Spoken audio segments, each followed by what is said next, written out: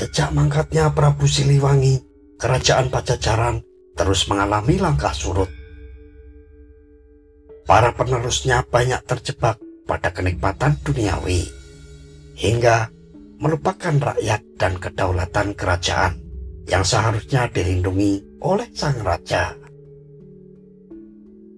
Langkah surut kerajaan Pajajaran terjadi sejak Ratu Sakti naik tahta menjadi raga keempat kerajaan Pajajaran. Dalam bukunya yang berjudul Hitam Putih Pajajaran, dari kejayaan hingga keruntuhan kerajaan Pajajaran oleh Ferry Taufik, dikisahkan bagaimana buruknya tabiat Ratu Sakti. Sejak Ratu Sakti naik tahta, disebutkan kerajaan Pajajaran ditimpa masalah kompleks. Masyarakat sudah tidak percaya lagi dengan pemerintahan Ratu Sakti karena kelaparan merajalela, dibarengi dengan kemaksiatan dan kejahatan. Saat rakyat mengalami bencana kelaparan, kerajaan Pajajaran tidak memasok kebutuhan pokok rakyat.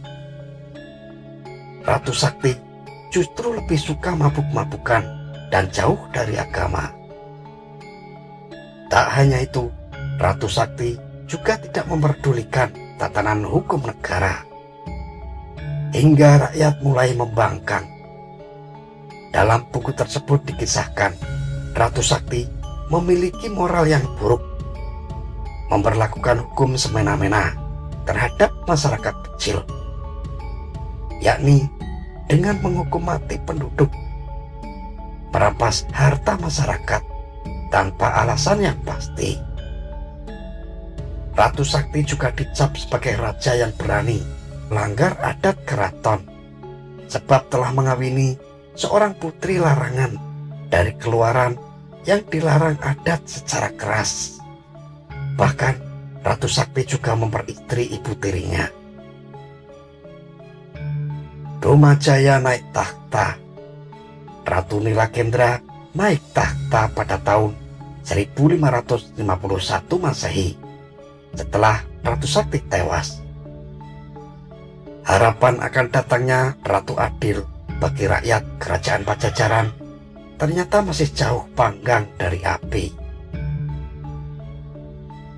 Ratu Nilakendra yang memerintah kerajaan Pajajaran selama 15 tahun, yakni di tahun 1551 hingga 1567 Masehi, justru tersesat pada sekte Tantra yang dianutnya. Sebagai raja, Ratu Nilakendra tidak melanggar larangan adat apapun, tetapi dia terjebak dalam aliran Tantra. Aliran Tantra yang merupakan aliran yang rutinitas melakukan meditasi dengan mengolaborasikan simbol yoni dan lingga. Artinya, dalam melakukan ritual meditasi, Ratu Nilakendra juga melakukan persetubuhan dengan sejumlah wanita. Aliran ini juga dianut oleh raja terakhir kerajaan Singasari, yakni Kertanegara. Bahkan Kertanegara yang merupakan pencetus konsep kerajaan Nusantara dan berseteru dengan kerajaan Mongol tersebut tewas secara tragis dibunuh oleh Jayakatwang. Kertanegara tewas terbunuh saat melakukan ritual meditasi sambil bersetubuh dengan sejumlah wanita. Sementara Ratu Nilakendra terjerumus dalam aliran mistis Tantra di saat kerajaannya menghadapi ancaman serangan dari Banten dan Demak. Tak hanya itu, kala itu rakyat di kerajaan Pajajaran juga tengah dilanda kelaparan hingga terpaksa menggunakan cara apapun untuk menyambung hidup. Rakyat di kerajaan Pajajaran dibuat semakin kesal saat mereka kelaparan dan tak mendapatkan uluran tangan dari kerajaan. Justru Ratu Nilakendra memperindah keraton dengan membangun taman yang megah. Selain itu, Ratu Nilakendra membuat jalur penghubung antara taman dengan gerbang larangan menggunakan batu-batu. Dia juga melengkapi pernak-pernik istana dengan jimat-jimat, membangun rumah keramat sebanyak 17 baris yang ditulisi bermacam-macam kisah lingkup kerajaan dengan menggunakan lempeng emas.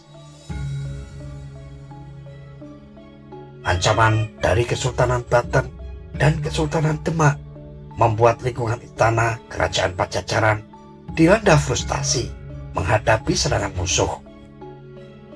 Kondisi ini membuat raja beserta para pembesarnya memperdalam aliran keagamaan Tantra. Perselisihan antara kerajaan Pajajaran dengan Kesultanan Banten dipicu oleh masalah perbatasan antar kerajaan. Masalah penentuan batas kerajaan tersebut akhirnya memicu perang besar antara kerajaan Pajajaran dengan Kesultanan Demak. Anehnya, sebagai penganut ajaran Tantra, Ratu Nilakendra membuat bendera keramat untuk melawan pasukan musuh.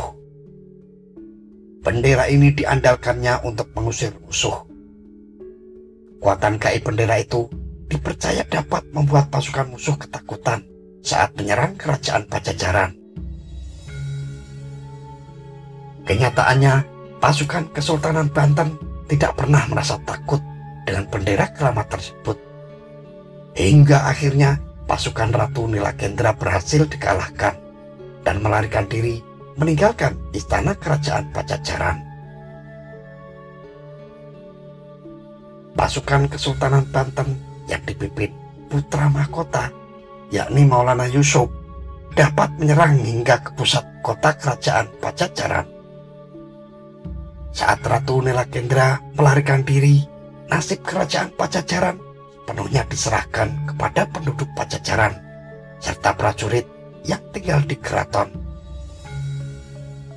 Meski telah ditinggalkan oleh rajanya yang melarikan diri ke pedalaman Sunda, Pakuan Pajajaran masih sulit ditaklukkan oleh pasukan Kesultanan Banten. Bahkan butuh waktu hingga 12 tahun lamanya bagi Kesultanan Banten untuk menaklukkan kerajaan Pajajaran. Menurut carita Parahyangan, Ratu Nilakendra tercatat sebagai raja yang ngawur dalam memimpin kerajaan Pajajaran. Selama perang besar melawan Kesultanan Banten, Ratu Nilakendra justru hanya mengandalkan jimat-jimat yang dibuatnya. Sementara teknik perang dan strategi pertempuran tidak pernah diasah. Kengawuran itu akhirnya terbayar tuntas dengan kekalahannya.